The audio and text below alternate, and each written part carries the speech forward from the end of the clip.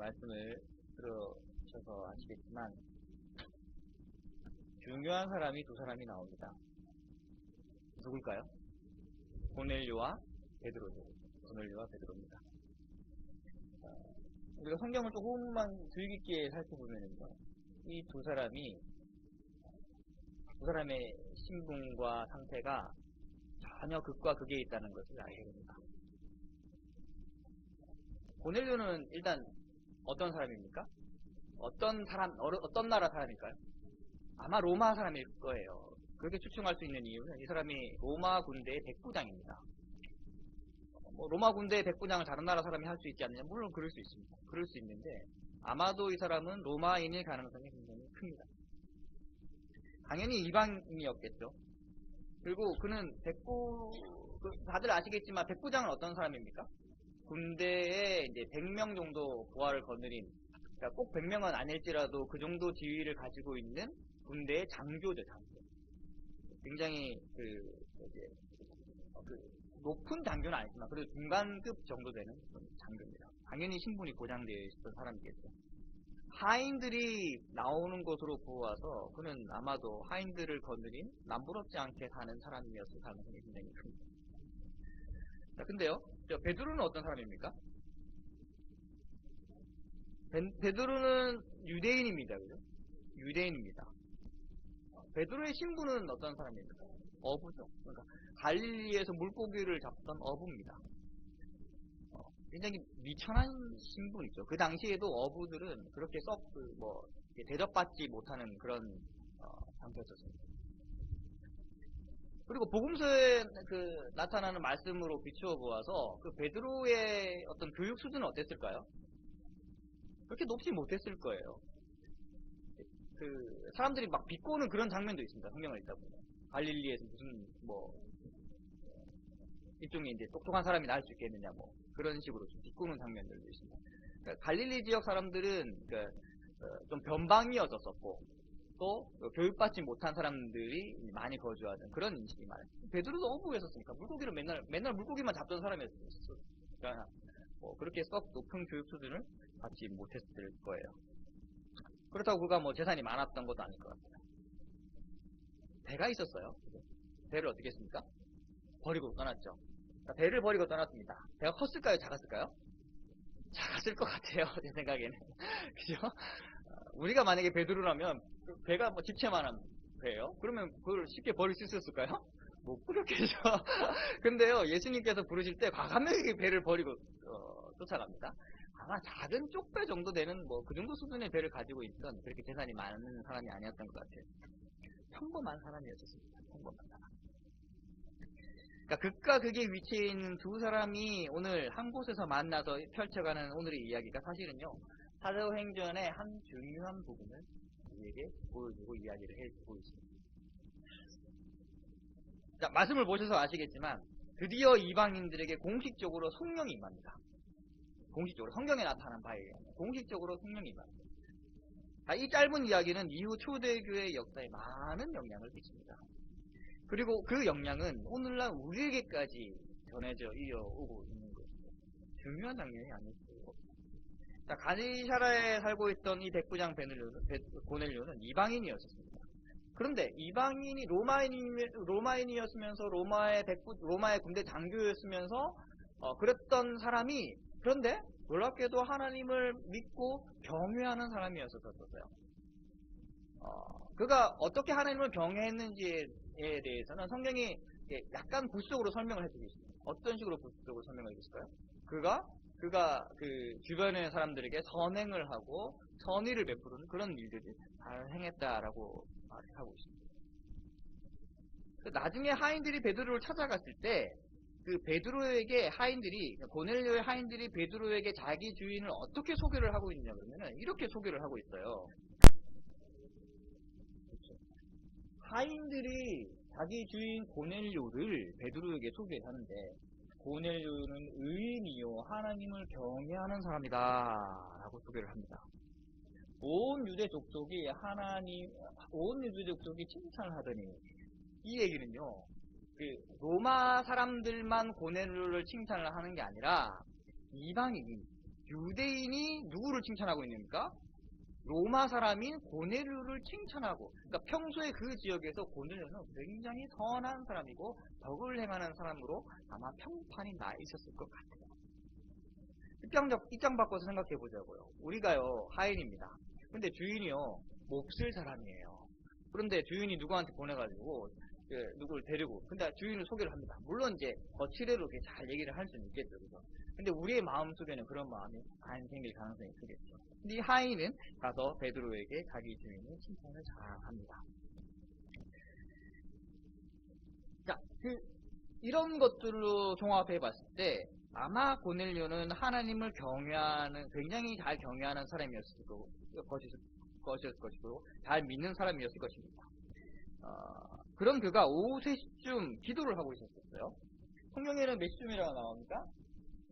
제 90쯤이라고 나오잖아요. 지난번에도 한번 말씀드린 것 같은데 성경에 나오는 시간에다가 6시간 정도 더하면은 우리 시간하고 비슷합니다.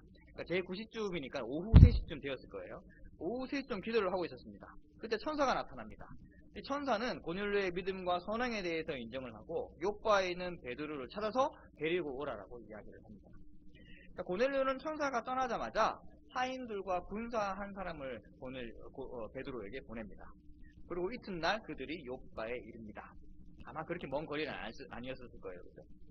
그러니까 그때는 아마 점심때쯤이었던 것 같아요. 그러니까 베드로가 옥상에 올라가서 기도를 하고 있습니다. 지붕 위에 올라가서 기도를 하고 있습니다. 그러니까 점심때쯤 시장기가 있어서 그랬는지는 모르겠는데 베드로가 비몽사몽간에 환상을 하나 보게 됩니다. 우리가 잘 아는 환상이잖아요. 환상을 보는데 그 환상에 뭐가 나타납니까? 보자기가 네 줄 끝에 달린 보자기가 하늘에서부터 내려옵니다. 근데 그 보자기 안에는요 짐승들이 들어있었는데 4발 가진 짐승과 기는 것과 공중에 나는 짐승들이 들어있었습니다. 4발 가진 짐승과 기는 것과 공중에 나는 것, 어떤 걸 상징할까요? 이거는 모든 짐승을 다 상징하는 겁니다. 모든 짐승을 다 상징하는 겁니다. 자, 그런 짐승들이 보자기에 쌓여서 이렇게 쭉 내려와서 베드로 앞에 딱 내려온 거예요. 근데 그 보자기 안에 있던 음식들 중에서 다른 건 모르겠는데 한 가지 그 음식들이 아니라 그 짐승들 중에서 보자기 안에 들어있는 짐승들 중에 다른 짐승은 모르겠는데 한 부류의 짐승은요 유대인들이 극히 싫어하는 짐승입니다. 뭘까요? 땅으로 기는 짐승. 다른 건 몰라도 기는 것은 유대인들에게 부정한 짐승이었습니다. 그런데 어떤 소리가 났는데 그 내용이 베드로가 듣기에 기가 막힌 내용이에요. 일어나 잡아먹어라 그런 내용이 소리가 났었습니다. 유대인들 우리가 익히 알고 있는 바와 같이 부정한 짐승을 가까이 하는 것도 꺼림직한데 그것을 먹으라는 소리는 유대인들에게 가당치도 않은 그런 소리였습니다. 베드로는 유대인이었었어요. 그는 아직 정한 것과 부정한 것에 대한 히브리인들의 율법에서 벗어나지 못하고 있던 상태였었습니다. 무엇이 정하고 무엇이 정하지 못하며 무엇을 해야 되며 무엇이 하지 말아야 되며 그것이 경계가 분명해요. 유대인들은요. 베드로는 이렇게 얘기를 합니다. 주여 그럴 수 없나이다. 속되고 깨끗이 아니한 것을 내가 결코 먹지 아니하였나이다. 지금까지 자기는 그래 본 적이 없는 거예요. 한 번도요. 베드로는 정하지 않은 것, 부정한 것을 가까이 한 일도 없고 물론 부지중에는 그럴 수는 있겠어요. 그런데요. 의지적으로 속된 것, 부정한 음식을 먹거나 마시거나 그렇지는 않았다는 그런 얘기입니다. 그럴 수 없나이다. 내가 왜 저걸 먹어야 됩니까? 그런 뉘앙스인 거죠. 이건 취향의 문제가 아니에요. 이거는 내가 싫어하는 음식 이런 차원의 문제가 아니에요. 그건 먹지도 말고 가까이 하지도 말고 만지지도 말아야 되는 거예요. 그런 짐승이 오면 피해야 되는 거예요. 유대인들에게 있어서는 굉장히 심각한 문제였습니다. 사도행전의 다른 부분을 읽어보면요. 이방인들이 고기를 먹는 문제로 인하여서 굉장히 심각한 토론이 이루어지는 장면을 우리는 보게 됩니다. 어떤 토론이냐 그러면은 이방인들이 고기를 먹어요. 이방인들이라면 이방인 중에서도 예수를 믿는 사람들이에요. 근데 시장에다가 고기를 사가지고 고기를 먹는데 이 고기를 먹어야 되느냐 말아야 되느냐 그런 문제를 가지고 서로 다투게 되는 걸 보게 됩니다. 이때는 바울이 등장합니다. 바울은 먹어도 되지만 나는 다른 형제들의 실족할 수 있는 상처받을 수 있는 형제들을 위해서 나는 먹지 않겠다 그런 얘기를 하죠. 자, 근데 그 고기를 시장에 나오는 고기를 왜 사 먹지 말아야 될까요? 유대인들은 그걸 비판했어요. 그 고기 먹으면 안 된다. 그렇게 비판을 했던 거예요. 왜 먹지 말아야 될까요? 이방 지역에서 시장에 나오는 고기는요, 이방신들에게 들여졌다가 나온 고기일 가능성이 굉장히 큽니다. 그러니까 이방신들에게 제물로 바쳐졌다가 나온 고기가 그 중에 섞여 있는 거예요. 안 그런 고기도 있어요. 근데 그런 고기가 섞여 있는 거예요. 근데 어떤 고기인지 몰라. 다 똑같은 고기야, 보기에는. 그런데 어떤 고기는, 그 중에서 어떤 고기는 이방신들에게 제물로 들여졌다가 다시 시장으로 나온 고기가 있단 말이죠. 근데 유대인들은 그 사실을 알고 그 고기 먹으면 안 된다, 이렇게 나온 거예요. 유대인들 당연히 그럴 수밖에 없는 겁니다. 부정한 것이거든요. 그게. 부정한 것이요. 자기들이 볼 때 그건 가까이 할 수 없는 것들입니다. 그런데 이방인 그리스도인들 중에서는 그 고기를 거리낌 없이 사 먹는 사람도 있거든. 그걸 보고 비판했던 거예요. 너는 왜 먹냐? 그거 왜 사 먹냐? 차라리 굶고 말지. 이렇게 나온 거예요. 그 문제를 가지고 나중에 다투다가 바울이 결론을 내리고 있는 장면입니다. 그만큼 유대인들에게 있어 먹는 것, 입는 것, 만지는 것, 그 모든 것은 정한 것과 부정한 것으로 구별되어 살아가고 있습니다. 자, 오죽했으면 이스라엘 백성들이 출애굽한 이후에 광야를 지나올 때에 율법을 받았어요. 그 상태에서 율법을 받았었는데 하나님께서 부정한 것과 정한 것으로 나누어서 이야기를 했어요. 아시죠? 어디에 주로 그 내용이 나옵니까? 레위기에 주로 그 내용이 나옵니다. 근데 그래서 레위기를 열심히 잘 묵상해 보시면요, 정한 건 뭐고 부정한 것은 무엇인지에 대해서 쭉 얘기를 하고 있는데, 그것이 정말로 가리키고 있는 것이 뭔지에 대해서도 레위기를 잘 읽어보면 이해하실 수 있으십니다. 근데 레위기는 우리가 보통, 저도 그랬었지만은 어떤 성경입니까? 읽으면 안 되는 성경이에요. 레위기는 읽으면 안 되는 성경이에요. 창세기 열심히 읽었어요. 출애굽기까지 열심히 읽었어요. 이야기체거든요. 내러티브가 나오니까 굉장히 열심히 읽었어요. 근데 그 다음에 딱 나오는 게 보니까 레위기야. 뭘 하면 되고 하면 안 되고 하면 되고 하면 안 되고 먹으면 되고 먹지 말아야 되고 대답법은 어떻게 되고 이런 얘기들 쭉 나오는 거야. 거기서 대부분 사람들이 막힙니다. 성경을 읽지 말아야 되는구나. 레위기를 건너뜁니다. 그리고 난 다음에 성경을 읽죠. 근데 레위기가 거기 나오는 중요한 이유가 있습니다. 나중에 그 부분은 혹시 할 수 있으면 하게 한번 해보죠. 중요한 거는 레위기는 정한 건 뭐고 부정한 것은 무엇인지에 대해서 가르쳐주고 있는 성경이에요. 유대인들은요, 철저하게 그것을 몸으로 익히고 마음속으로 머릿속으로 익히며 사는 사람들입니다. 그때 율법을 받았습니다. 광야를 걸어가고 있을 때, 광야의 진을 이루어서 가고 있을 때, 가나안 땅으로 가고 있을 때 율법을 받았어요. 부정한 것과 정한 것이 무엇인지 알았습니다. 그때 오죽했으면 그들이 얼마나 그 말씀을 철저하게 따랐으면요, 진 안에서 부정하게 된 사람, 예를 들어서 부정한 음식을 먹었든지 부정한 짐승을 만졌든지 시체를 만졌든지 그것도 부정한 것이거든요. 그런 사람들은 진 밖으로 쫓아냈어요.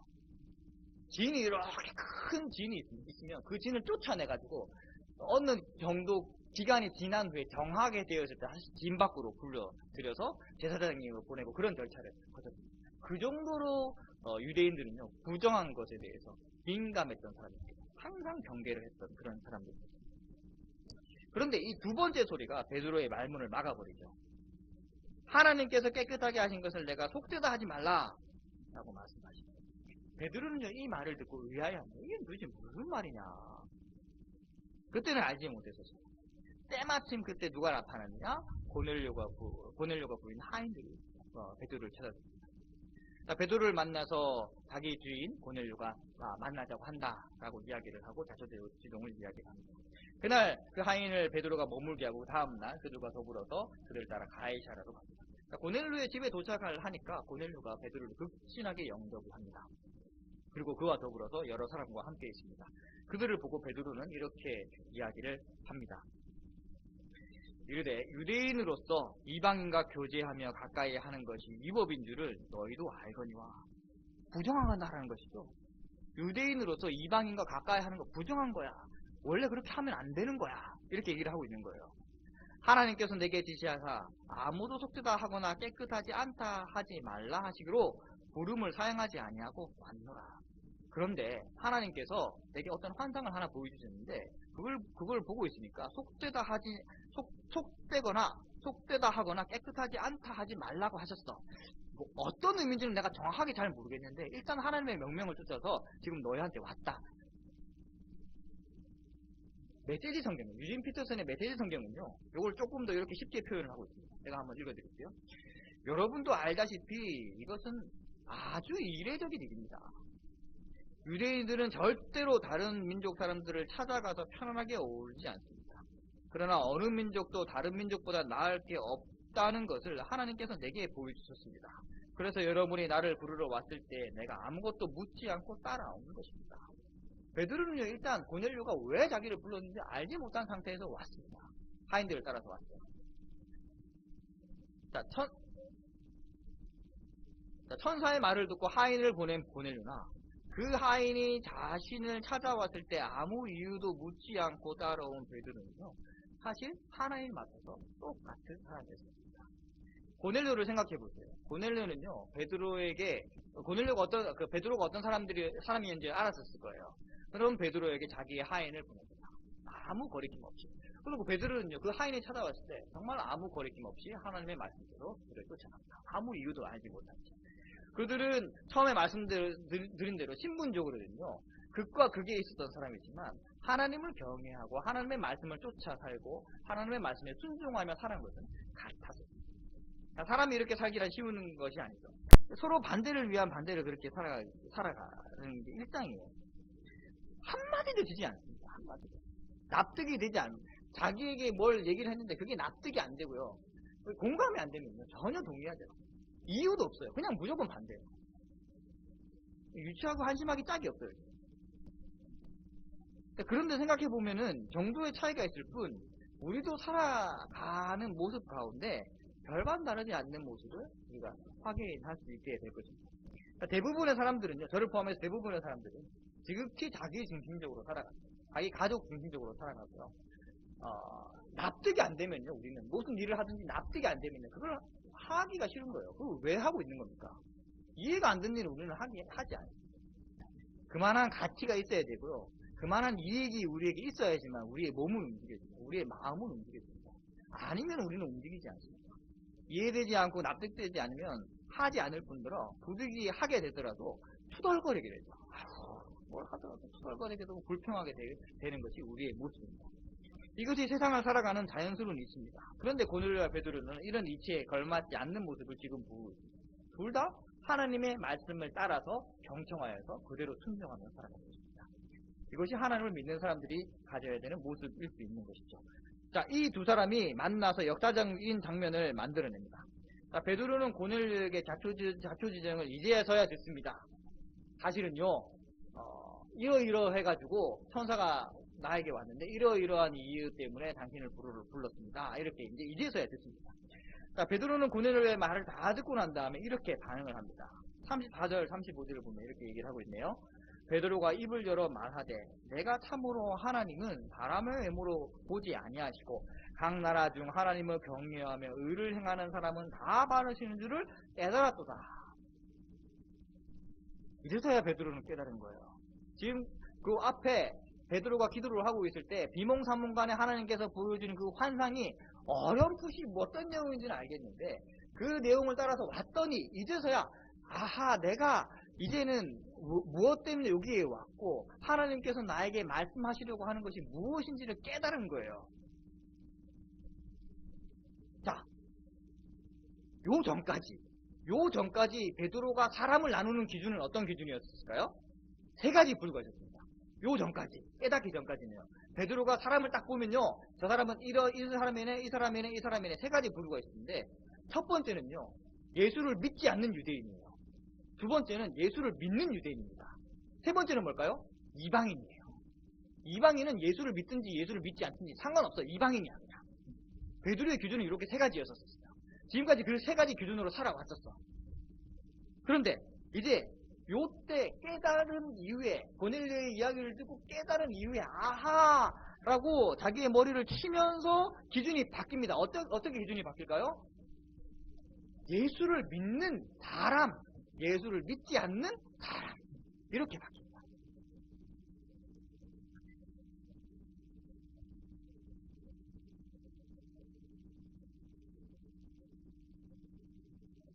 요즘에 제주도에 일이 하나 있죠. 어떤 일이 있습니까? 예멘 난민 사건이 있습니다. 다들 어떻게 생각하시는지 잘 모르겠어요. 사실 잘 모르겠어요. 저는. 그들을 보면서 사실 잘 모르겠어요. 근데 요즘 굉장히 뜨거운 핫 이슈로 떠오르는 건 사실인 것 같아요. 그죠? 찬성하는 사람과 반대하는 사람으로 나눠가지고 서로 막 극과 극으로 치닫고 있는 거예요.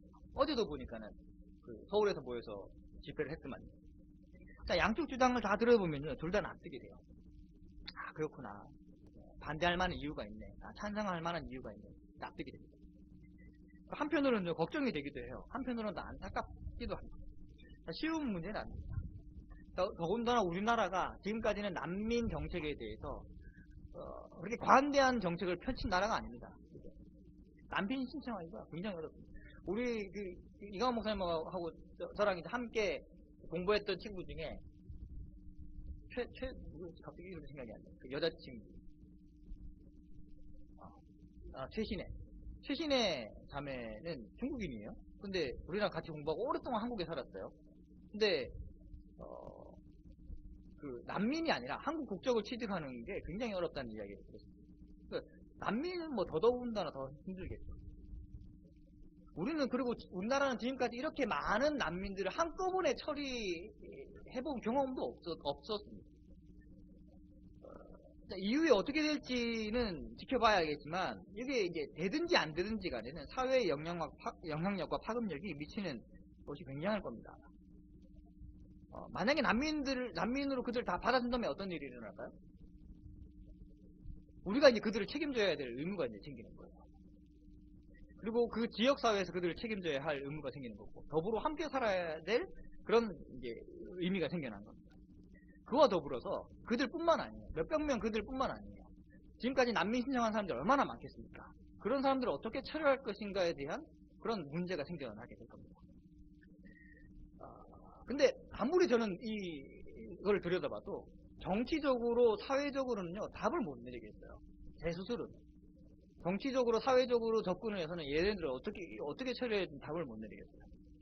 그런데 예수를 믿는 사람으로서 하나님을 믿는 사람으로서 성도로서 이 문제를 어떻게 접근해야 될 것인지에 대한 기준은 가져야 되겠다는 생각이 들더라고요. 그래서 고민을 한번 해봤습니다. 그러니까 지금 우리가 처한 이 상황이 베드로와 예수를 믿는 유대인들이 처한 상황과 비슷한 것 같아요. 물론 베드로는 이제 깨달았어요.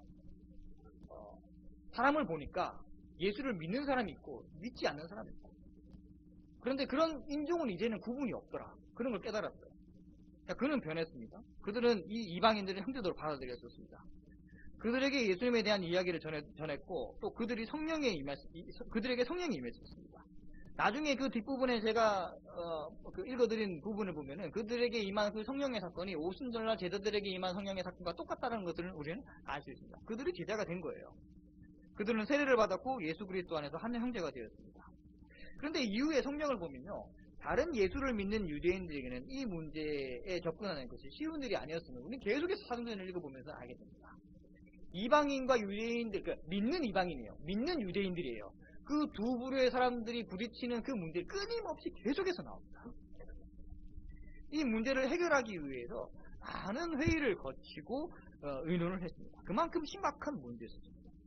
자, 예수를 믿는 유대인들이 염려했던 건 뭘까요? 예수를 믿는 유대인들이 예수를 믿는 이방인들을 받아들이는 것에 있어서 염려했던 건 뭘까요? 아마도 추측건데 그들은 이방신을 믿는 사람들이었을 가능성이 굉장히 컸었다는 그런 염려가 컸겠죠. 그들이 변하긴 했지만 그들의 모태는 어떤 것이었던 거예요? 이방신들을 옛날에 믿었던 사람들인 거예요. 그게 가장 큰 걸림돌이었지 않았을까 하는 생각이 듭니다. 유대인들이 그들의 조상인 가나안 땅에 들어가서 겪은 그 부정적인 사건에 대해서는 잘 알고 있습니다. 가나안 땅에 들어가가지고 정벌 정쟁을 통하여서 그들을 싸그리 없애버려야 됐었는데 못했잖아요. 그 가운데 섞여버렸거든요. 가나안 땅에 가서 섞였어요. 근데 그 이후에 하나님께서 그들을 채찍질하시고 심판하시는 그런 장면들을 자기도 너무나 잘 알고 있었어요. 그래, 그런 일이 또 일어나려고 지금 하는 거예요. 이방인들하고 섞이려고 하는 겁니다. 지금. 예수님을 통해 제자가 된 유대인들이 보기에 이방인들은 이방신을 믿는 사람들 뿐이에요. 저 사람들 옛날에 이방신을 믿는 사람들이 아니었었냐. 지금 변화되었다고 말하긴 하지만 그들이 우리 교회에 들어오고 우리 신앙 공동체에 들어왔을 때 어떻게 변할지 어떻게 알겠느냐. 이런 의심의 눈초리로 보게 되었을 것입니다. 온전히 믿을 수 없는 그런 상태였을 거예요. 걱정이 안 될 수 없었겠죠. 그들이 교회에 들어오게 된다면 교회 질서가 어지럽혀지고 자칫 잘못하면 교회의 뿌리가 흔들리게 되는 그런 일이 일어날 수 있게 되는 겁니다. 자, 제주도에 들어온 예멘 난민들을 보는 일부 교회, 세상 사람들은 난 모르겠어요. 세상 사람들은 모르겠고, 예멘 난민들을 보는 일부 교회와 성도들의 염려가 이와 비슷한 것을 보게 됩니다. 그들이 그렇다고 예수를 믿는 사람들은 아니에요. 그죠? 예수를 믿는 사람들은 아닙니다. 근데 그들이 예수를 믿든지 안 믿든지 떠나서 그들이 지금 우리나라에 들어오려고요. 그런데 교회에 다니는 많은 사람들 걱정과 근심 섞인 염려를 제가 듣습니다. 여러분들도 들어보셨을 거예요. 어떤 염려가 있습니까? 이슬람 종교를 믿고 있던 그런 사람들이 들어와가지고 얘기를 들어보니까, 소문을 들어보니까 그들은 애를 또 엄청 낳는데 한 가정에서 애가 뭐 10명, 20명씩 나올 수도 있잖아요. 그런 사람들이 계속 몇 대를 이어나가면은 자칫 잘못하면 우리나라의 교회가 흔들리고 이슬람이 판치는 그런 세상이 올 수 있지 않겠느냐, 그런 걱정들을 하는 거예요. 지금은 숫자가 별로 안 되지만 지금까지 그들의 삶의 패턴을 봤을 때 한국 사회로 들어오면은 많은 자식들을 낳고 그만큼 영향이 크게 될 거다. 그래서 우리가 그런 염려들이 교회에서 하게 되는 겁니다. 그런데 저는 이런 염려가 교회에 대한, 그러니까 건물로 세워지는 교회가 아니라 하나님께서 만들어 놓으신 그 교회에 대한 인식 부족이라고 생각을 합니다. 교회라는 건요, 하나님의 나라라는 것은 사람들에 의해서 좌지우지되고 사람들에 의해서 없어지고 사라지고 다시 생겨나고 그런 조직이 아닙니다. 교회는 하나님께서 이루어 가시고 하나님께서 계속해서 교회를 세워 가시는 겁니다. 교회는 그렇게 지금까지 세워졌습니다. 만약에 교회가 지금까지 그런 문제들로 인해서 무너졌다면 수천 년이 지나는 동안 교회는 이 땅에서 없어져야 마땅한 그런 곳이 됐을 거예요. 근데 아직까지도 교회는 이어져 나가고 있습니다. 교회는 그런 곳이 아니에요. 예수 그리스도께서 머리가 되시는 그런 교회는 사람들에 의해서 존재하고 사라지는 그런 곳이 아닙니다. 물론 이슬람 종교를 믿는 사람들이 많이 들어오는 것이 염려가 전혀 되지 않는 건 아니에요. 하지만 단지 그 이유 때문에 그들이 와서 실제로 일어나는 일도 아니야. 그냥 걱정인 거예요. 그들이 들어와가지고 이슬람 종교를 많이 퍼뜨려가지고 교회의 숫자가 적어지고 교회가 없어지면 어떡하느냐. 근데 단지 그 이유 때문에 그들의 난민 신청을 교회가 앞장서서 막고 성도들이 앞장서서 막는다는 것은 옳지 않다라고 저는 생각합니다. 다른 이유는 모르겠어요. 혹시나 다른 이유가 있어서 그들을 막는 것에 대해서 막는다면 모르겠는데 단지 그 이유 때문에 그들이 들어와서 교회를 해코지하고 교회를 없애려고 하면 어떡하느냐, 단지 그 이유 때문에 그들의 난민 신청을 막는다? 저는 그건 사실은 아닌 것 같아요. 자, 돌이켜보면요, 우리 역시 접붙임 받는 존재들입니다. 우리는 우리의 믿음으로서가 아닌 예수 그리스도의 믿음으로 하나님께 접붙임 받은 존재로서 새 생명을 얻으면서 살아간 자들입니다. 이런 우리가 어려움에 처한 이웃을 외면한다면 하나님의 은혜로 성도된 자로서 우리의 위치를 망각하고 있지는 않은지에 대해서 우리는 다시 한번 고민해 볼 필요가 있는 것이죠. 물론 그들을 받아들이면 안 되는 다른 이유가 있다면 상황은 달라질 것입니다. 그러나 어떤 이유가 되었든지 간에 그들에게는 기회조차 주어지지 않는다는 것은 우리의 위치에서 볼 때 적절하지는 않는 것 같습니다. 성경은 우리에게 하나님께서 깨끗하게 하신 것을 우리가 임의로 속되다라고 말하지 말라라고 베드로에게 말을 하고 있고 우리에게 말을 하고 있습니다. 우리는요, 살다 보면요, 성경이 말하지 아니하는 기준을 우리 스스로 만들어서 살아가고 있습니다. 어떤 건 유대인들에게 있어서 정한 것과 부정한 것을 만들어서 나누어서 그렇게 살아가듯이 우리 스스로도 우리에게 정한 것과 부정한 것은 무엇인지, 우리 교회에게 정한 것과 부정한 것은 무엇인지, 우리 한국 교회에게 정한 것과 부정한 것은 무엇인지 구분하면서 살려고 하는 그런 경향들이 있습니다. 그런데 그의 뿌리를 가만히 들여다보면 그 뿌리가 하나님께 있지 아니하고 사람의 유익에 있는 것을 우리는 보게 됩니다. 만약 고넬료가 지레 짐작으로 베드로에게 사람을 보내지 아니했다면, 만약 베드로가 고넬료가 이방인이라는 이유로 그 하인들을 따라가지 않았더라면 이후의 교회의 모습은 어떻게 되었을까요? 물론 역사에는 만약이라는 건 없습니다. 하지만 만약 정말로 그런 일이 이 당시에 일어났더라면 아마 유대인 교회가 있었을 것이고 이방인 교회가 있었을 거예요. 그 두 그루는 전혀 다른 교회였을 겁니다. 유대인 교회는 이방인을 인정하지 않았을 겁니다. 이방인 교회는요, 늘 죄책감 가운데서 살아야 됐을 가능성이 큽니다. 근데 우리에게는 그런 일이 일어나지 않았습니다. 왜 일어나지 않았습니까? 하나님께서 고넬료와 베드로에게 은혜를 베풀어 주셔서 그들이 그런 자기들에게 있는 그 한계를 뛰어넘어서 하나님의 말씀을 쫓아왔기 때문입니다. 우리는 이것을 생각하면서 의미하면서 살아야 될 것 같습니다. 우리는 접붙임 받은 자들로서, 우리는 온전히 하나님의 은혜를 받은 자들로서, 우리 것이 아닌 예수님의 것으로 사는 존재들로서 그렇게 살아야 할 것입니다. 우리는 다만 예멘 난민뿐만 아니라 우리가 살아가는 모든 일상의 삶 가운데서, 우리가 접하는 모든 부분 가운데서 하나님이 정하신 기준으로 살아야 할 것이지, 우리가 만든 기준으로 무엇을 나누고 정하다 부정하다 그렇게 나누며 살아가지 말아야 할 것입니다. 우리는 그렇게 은혜 받은 자들입니다. 우리도 그렇게 접붙임 받은 자들입니다. 이 사실을 잊지 말고 살아가는 우리 모두가 되기를 소망합니다. 기도하겠습니다.